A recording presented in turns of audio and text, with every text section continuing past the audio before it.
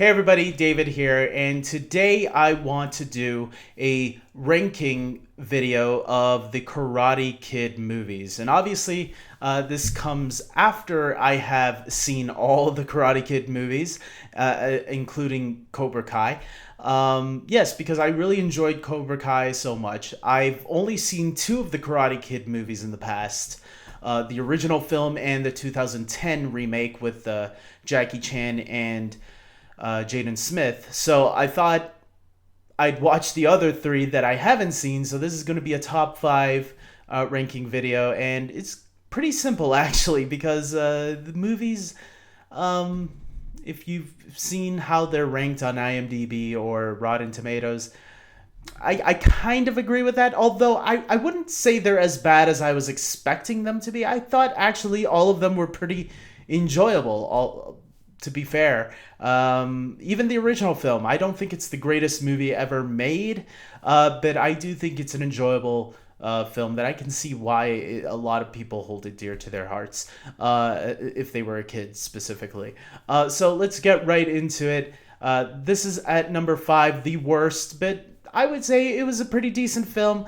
The Next Karate Kid. This is the fourth film from the original Karate Kid movies, which featured Mr. Miyagi from the original three films, and he continues on through this film, teaching Hilary Swank this time around. She's like the new Karate Kid after Ralph Macchio from the first three films. And look, I thought the film was pretty good. I didn't mind it. I didn't hate it. I can see why though. It's like probably one of the worst because there were some very forgettable characters in this one, and it could be a little silly at times. Most of the Karate Kid movies are a little silly, to be fair, but I feel like this one was probably the most silliest. So moving on to number four, I have the Karate Kid Part 3. Yes, this one I actually enjoyed it a little bit. Obviously not too much because it was towards the bottom. But yeah, I didn't think it was as bad as I was expecting it to be. I was expecting something really like cringeworthy. But it was interesting seeing Daniel go to the dark side in a way. So I actually did like that. I did feel the villains were a little too over the top, to be fair. But then again, like in most of these Karate Kid movies, I think most of them are a little over the top. But for what it's worth, I actually thought it was cool checking it out. And now I've seen all the Karate Kid movies, so it's like now I know all the references that are going on in Cobra Kai. Because yes, Cobra Kai does in fact touch a lot on the first three movies so far, from what I've seen. So far, nothing on the next Karate Kid, although the producers have said that one's still in the table to be in continuity, so anything from that movie can be jumping into here as well. But yeah, like the character of Terry Silver, who was one of the villains, I didn't get that reference, and I was actually confused by it when I first saw Cobra Kai. I'm like, who the hell is Terry Silver? Because up to that point, I had only seen the original film and the 2010 film. The Karate Kid 3 is the one that features Terry Silver. So yes, the Karate Kid films, if you want to get in the know, watch all of them. And like I said, all of them are pretty, I think they're pretty decent to various degrees. So moving on, Karate Kid Part 2 is number 3 on my list. This is the one where they go to Japan, Mr. Miyagi and Daniel LaRusso, and you know, Mr. Miyagi has to deal with a sin from his past, I guess. Someone that wants to challenge him to battle after his father has passed away, or is passing away, and then he passes away as soon as he gets there. Yeah, I thought it was pretty good. Again, all these Karate Kid movies, they're pretty good movies. I don't see anything terribly wrong with them. Nothing offensive or anything. This is not the worst movie ever made. They're good, fun movies. So there you go.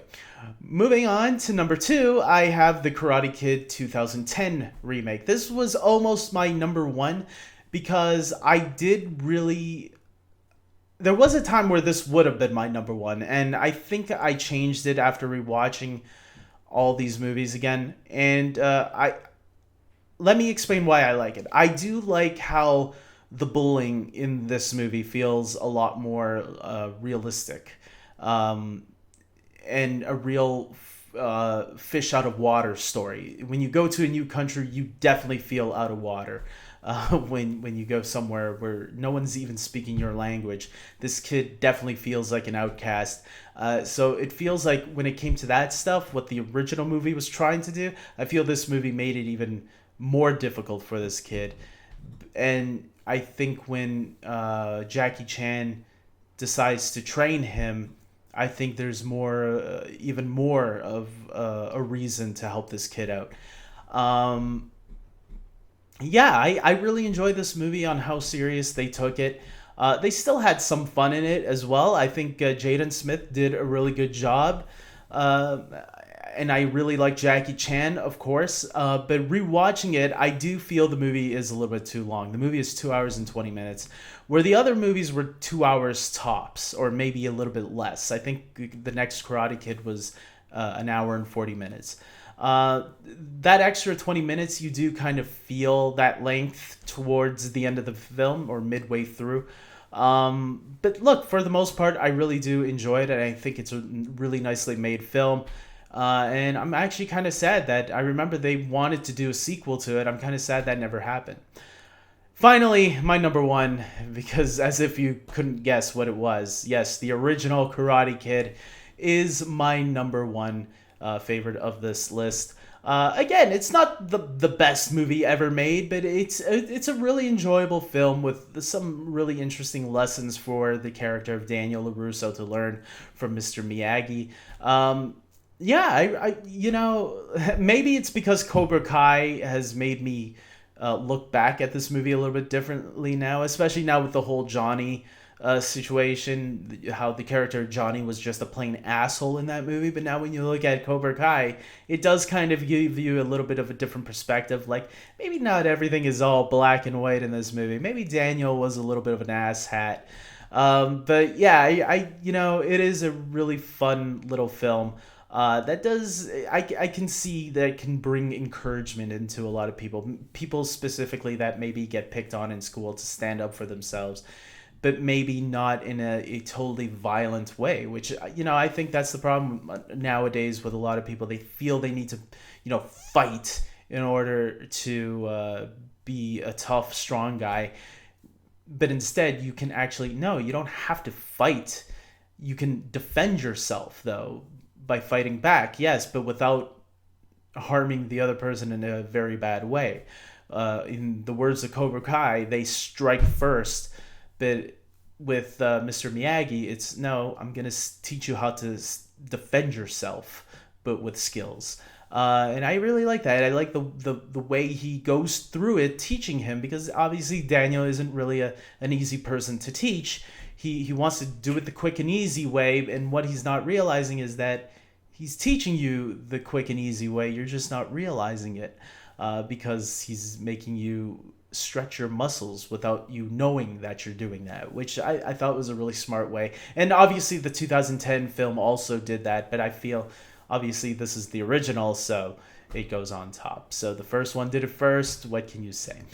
With that being said, guys, look, that's my list. Tell me, what would your ranking of all the Karate Kid films be? Have you even seen them all?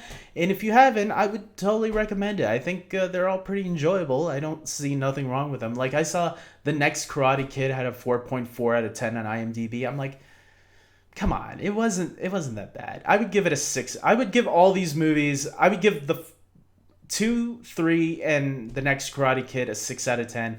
And I would give the 2010 and the 1984 version a 7 out of 10. They're all enjoyable movies to various degrees. So with that being said, I hope you guys like this video. Please subscribe to my channel. And until next time, take care.